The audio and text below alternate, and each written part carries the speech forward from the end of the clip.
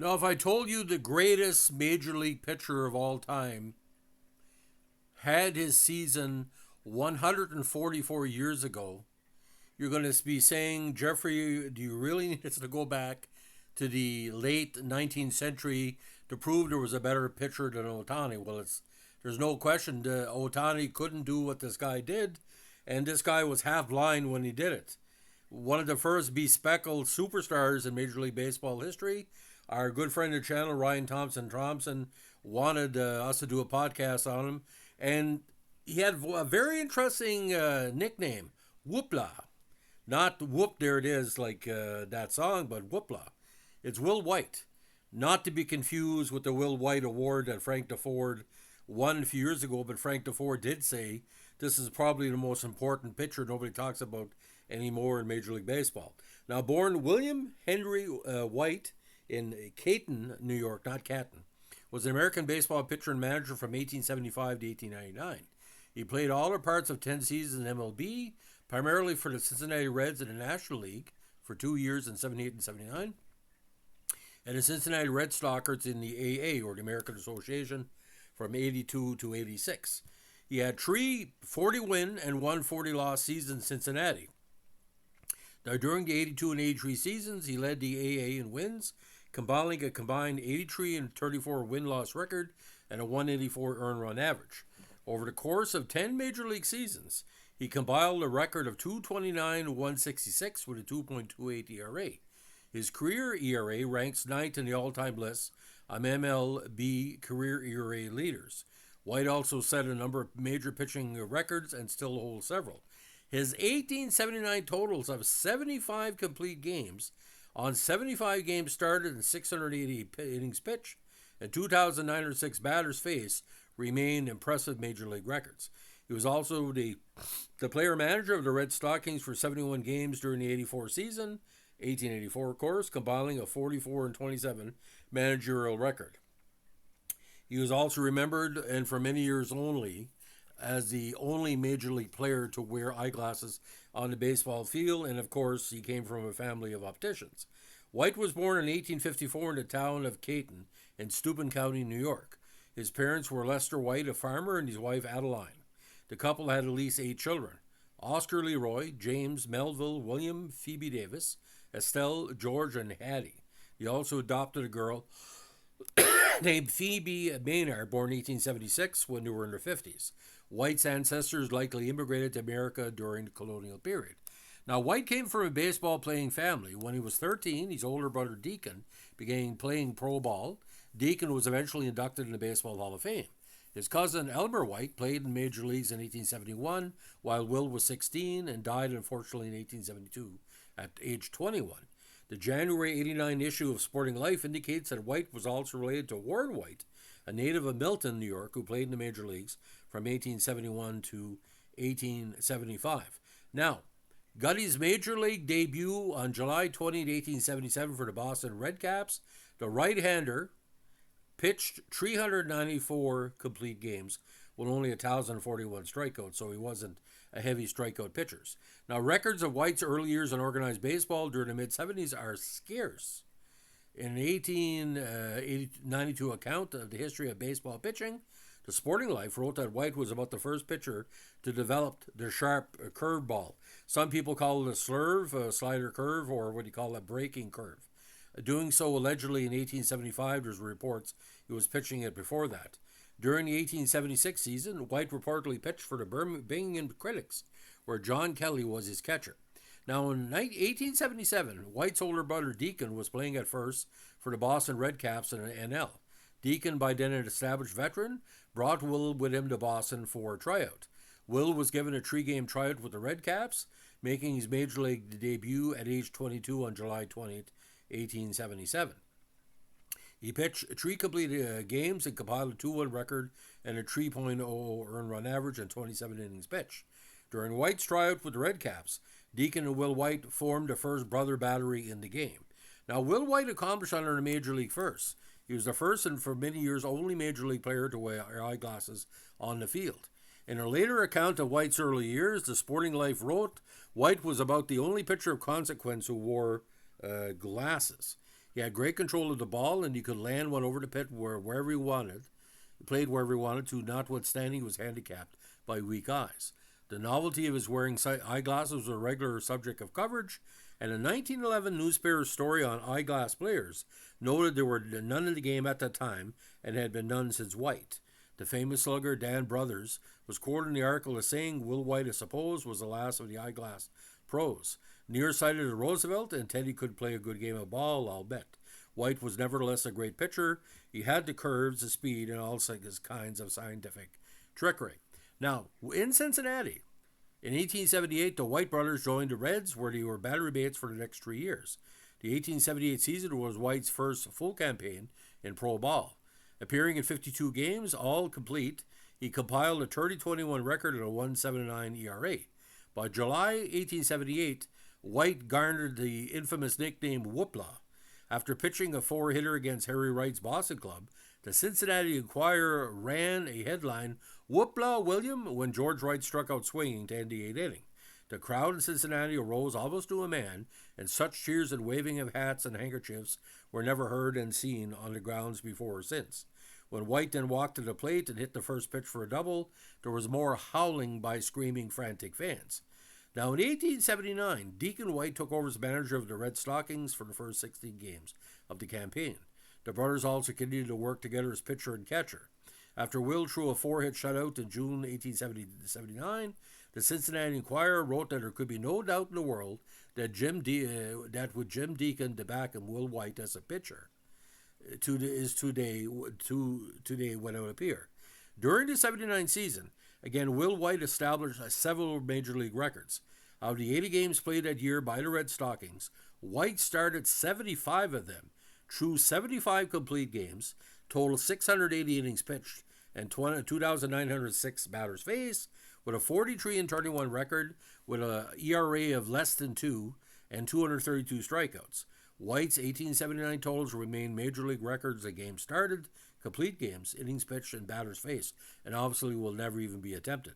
Pud Galvin tied White's games started record 1883, but White's other records remain unmatched more than 130 plus years later. White's complete game and inning pitched records have been ranked with baseball's most unbreakable records and the most unapproachable records. Now, O.P. Kaler, one of the founders of the American Association, recalled that White was given a task in 1879 of demonstrating the curveball to Colonel John A. Joyce, the moving spirit behind the Red Stockings.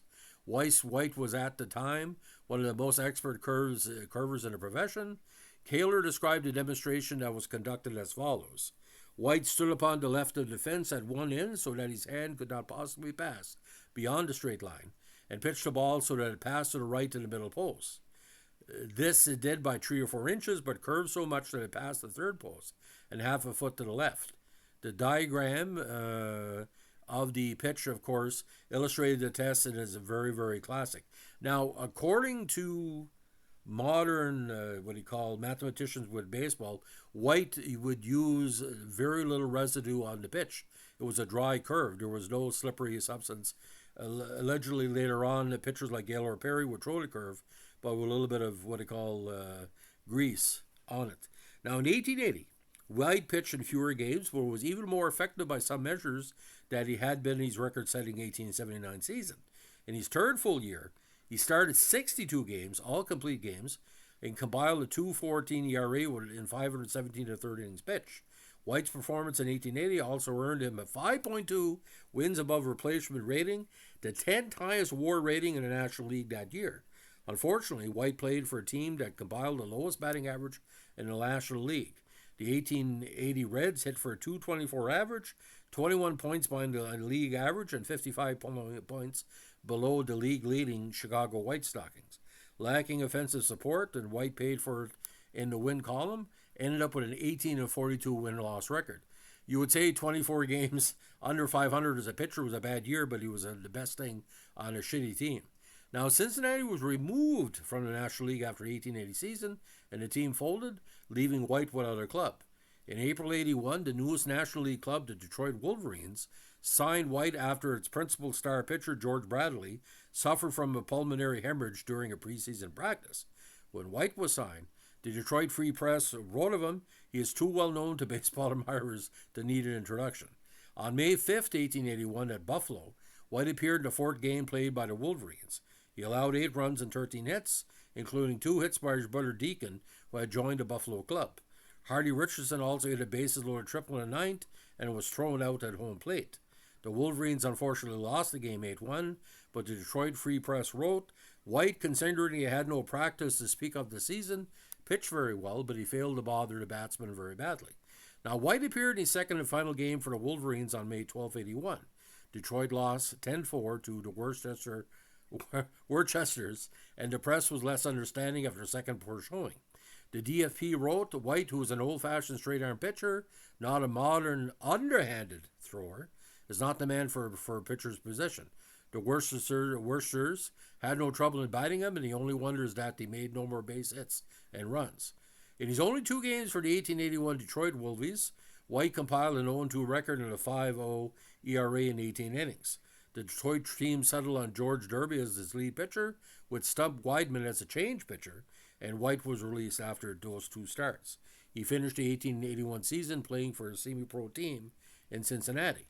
Now, in November 1881, while signed to play with the Cincinnati Red Stockings for the inaugural season of the AA, and during the 82 season, he compiled a 40-12 record with a 1.54 ERA. He led the AA in wins, complete games with 52, innings pitched with 480. He also developed into one of the best fielding pitchers in baseball. During the 82 season, he had 223 fielding assists, a total that stood as a major league record for pitchers until Ed Walsh totaled 227 in 1907. White's total of 223 assists remains the second highest in Major League history for a pitcher. White's 11.1 WAR rating in 1882 was the highest in the major leagues.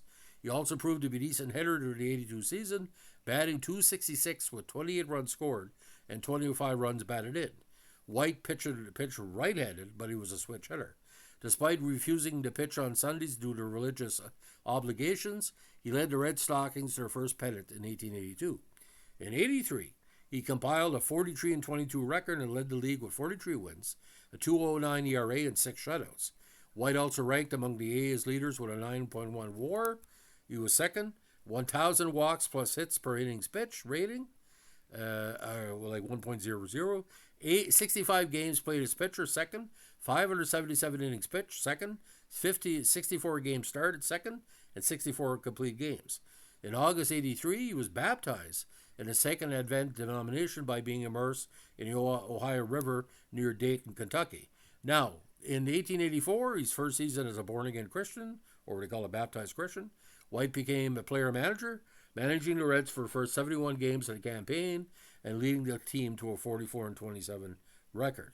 In August 1884, he decided to step down as manager, believing he was of too easy a disposition, and he persuaded his catcher, Pop Schneider, to take over as manager. White remained the Reds' ace pitcher during the 84 season with a 34-18 record and a 3.32 ERA. He led the league with 7 shutouts and again ranked among the league's leading pitchers with a 5.7 WAR, 15 wins, 7 innings pitched, and 52 complete games. Now, baseball historian David Nimick wrote that White's career suffered in 1884 when the AAA adopted a rule granting a batter a base if it was hit by a pitched ball. According to Nimick, the new rule deprived White of one of his chief weapons, intimidation. White set a major league record in 1884 with 35 hit batsmen, a total that remains the 9th highest in Major League history. No Ron Hunt around that time, it would have been worse. He led the league again in 1885 with 27 batsmen hit by pitch. In an article titled Will White's Misery, the Cincinnati Enquirer wrote after a 12-4 loss to the Metropolitans, if ever a person had the conceit knocked completely out of him, that person was Will White yesterday afternoon. Now, White played his last full Major League season for Reds in 1885, appearing in 34 games, 33 complete, with an 18-15 record. In late August 85, the Sporting Life correspondent from Cincinnati reported that White would not do any further pitching for the Reds for some time to come, noting that the local fans held a bitter feeling towards White, which had caused the club president to employ other pitchers. According to baseball historian Joseph M. Overfield, White's arm had nothing left by the end of the 1885 season. Now, in January 86, the Sporting Life reported that White had gone back to his first love, the grocery business, opening a store in Fairmount near Cincinnati. Another published story that same month reported that White's delivery wagon can be seen almost any day on the street. White is not a loafer, but when baseball fails, he makes money just like other people. When White returned briefly to baseball in June and July 1886, he appeared in 3 games for Cincinnati with a 1-2 record. He appeared in his last major league game on July 5th, 86, at the young age of 31.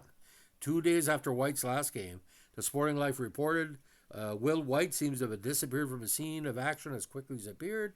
Surely 2 games didn't settle him. Now, in December 1888, White's older brother Deacon and Jack Rowe, both of whom had been part of baseball's famed Big Four throughout the 1880s, purchased the Buffalo Bisons, a minor league club intending to be co-owners, managers, and players. In March 89, Deacon White announced he was also going to business in Buffalo with his brother Will, and that Will had agreed to twirl for the Bisons whenever needed. In June 1889, White agreed to become a regular pitcher and also serve as the assistant manager. With Will White returning to the game, the Sporting Life again focused on his glasses. Will White still has the spectacles with him, is the only pro player who wears them. By early July, however, the newspaper was focused on his performance. As it reported, Will White is still quite a pitcher. However, the brothers' plans were thwarted by William Nimick, the owner of the Pittsburgh Alligators. The Pittsburgh club held the rights to Rowe and Deacon White and refused to release them, saying if they don't want to play in Pittsburgh, they'll play nowhere.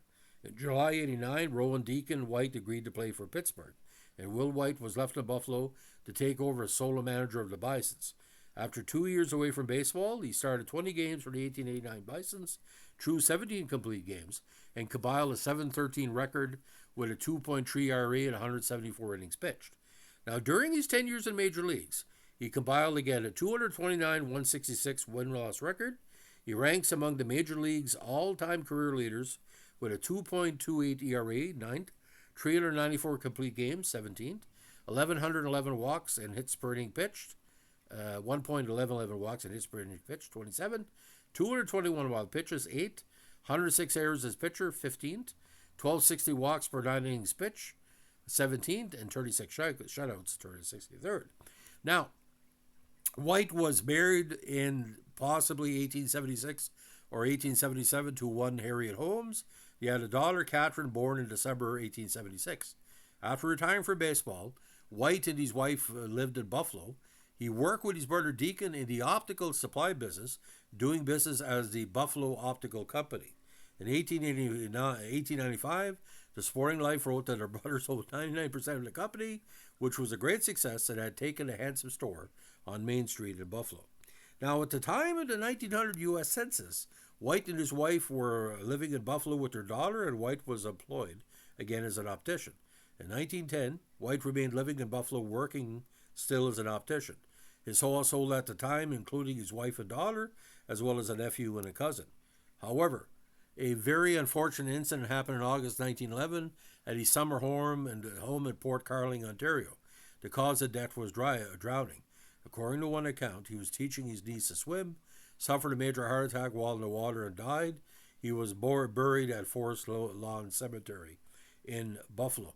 Now, why White is that link between the modern pitchers and what he called the late 19th century, early 20th century? Because he knew the plate.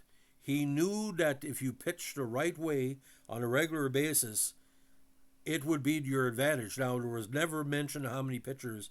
There was no pitch count back then. I would suspect certain games he probably pitched between 200 and 300 times because there was a lot of contests going on. But imagine 75 complete games on 75 starts. It's amazing. It's mind-boggling. And, all the Cincinnati Reds fans that are out there on the channel, maybe this is the first time you're hearing of this great sensation.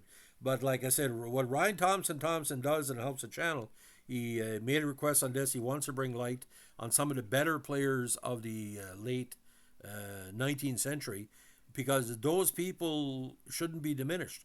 They were the foundation of baseball, just like the NHA and the the challenge teams of the pre-NHL were important, like 1893 to 1917. It doesn't diminish it. What finds about this, if you do less to learn how to throw the curve by basically mimicking what Will White did towards his batters, he threw that curve like you wouldn't believe. Like I said, wasn't an overpowering pitcher, but you got to have good stuff.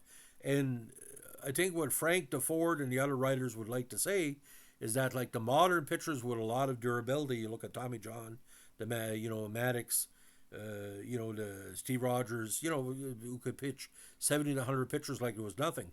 They owe a lot to these intelligent pitchers of the bygone era, because pitching is a cerebral game. You just can't go in the mound and just throw 95-mile-an-hour fastballs. You got to have a mix. That's why everybody's freaking out about Ohtani, because they said, how can you be a hitter and a pitcher at the same time? Well, back then they were, but usually it was one pitcher for a whole friggin' season. I mean, that's how it worked back then. The best of the best. And there was no 3 days rest. You'd be pitching back to back in the same afternoon. So, it's the wear and tear wasn't as there it is now, because it's changed game. So that's the story of Will White. If you like what you're doing with our Cincinnati Reds podcast, again, thank you to Ryan Thompson for helping us out on this. Give us a like, comment, subscribe, or share. We just passed 2,200 subscribers on the channel. It doesn't seem much, but that's equal to, again, my weekly readers for my old weekly in Dalhousie, New Brunswick. So we've reached that goal. I was hoping for that 2,200 to 2,400 subscribers. Not everybody listens to every podcast I put out, but I appreciate you. And don't forget, requests are always highly appreciated and always highly considered, because this is your channel.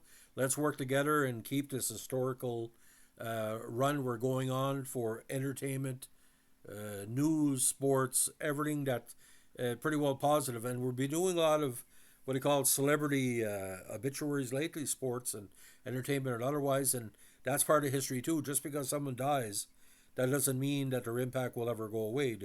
Your heroes never die, because as long as you get the VHS tapes and YouTube, like I often watch the YouTube baseball, football, and hockey from the late 1970s, when sport, that was the last glory era. You'll never see that again.